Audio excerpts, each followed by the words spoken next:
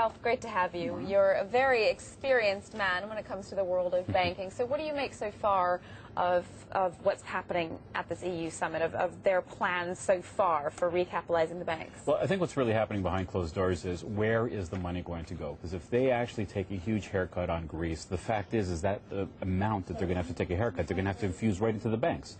And the problem is that we don't have one banking system in all of Europe. We have about 20 different banking systems. All of them have different needs. The French banks are actually not in that bad a position, whereas you look at the German banks, probably in a worse position than Spain. So you can't have one solution for the entire Why is that such a problem, though? Because it would take too long to sort it all out, because you have all these moving parts? Because it would be ultimately unfair, because in Spain, as an example, the proportion of money we'd have to put into Spanish banks would be far greater than you would have to into French banks. And that would ultimately not be fair for the French banks, because we're trying to get an environment there where they're all competing on the same levels.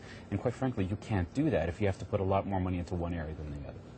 Ralph, when the US recapitalised its banks, they're almost force-fed money whether they wanted it or not. But in this situation, it seems that, you know what, whichever banks can raise it from private investors will. If they can't, national governments, if they can't, the EFSF. That's going to single out the weaklings from the strong ones, and we're going to see some seriously a separation of, we're going to see some serious banks come under serious pressure. And that's a really good point, because banks like HSBC and BNP Paribas absolutely don't need it anyway. They're doing very, very well. The problem is we have to actually start getting to a point where we're going to have to allow banks to go under. And I think those are the discussions that are going behind closed doors. Which banks will they save? Which banks will they allow to come to get that money? And I think that those are really tough discussions to be having behind closed doors. France absolutely doesn't want to lose any banks. They don't have that many banks to lose. But Germany, do they care? Probably not. And I think those are the battles that they're having now. Tell us what type of haircuts you envisage them, because all roads really do lead back to Greece. Greece has got to default, got to work out by how much, and then you can address how much recapitalization needs to happen. Well, this is going to be a guess, because I think we're all guessing, but I think they're going to recapitalize it to about half. And I think that that's a reasonable amount to take a haircut on. But that half actually is disproportionate to the French banks, because they have a far larger proportion of that than other banks in Europe. So again, Sarkozy has a very important role to play in this whole discussion.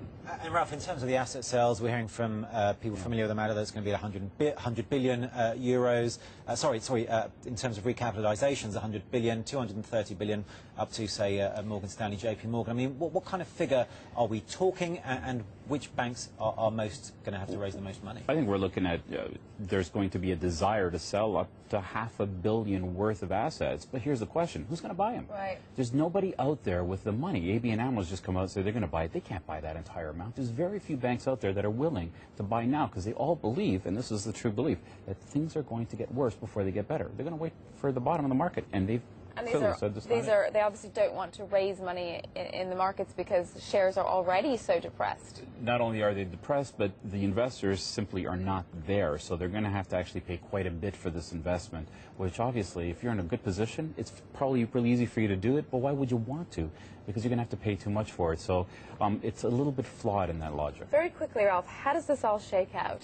I think what we're going to see is some closed door, behind the door kind of negotiations. Think of America. When an American state has a problem, what they do is they load a truck full of money, they drive it over to the border, they tell absolutely nobody. In fact, that's exactly what we need in Europe. We need some of this stuff to be done behind closed doors in 2 or 3 years, then they can announce it to us. That's what has to happen.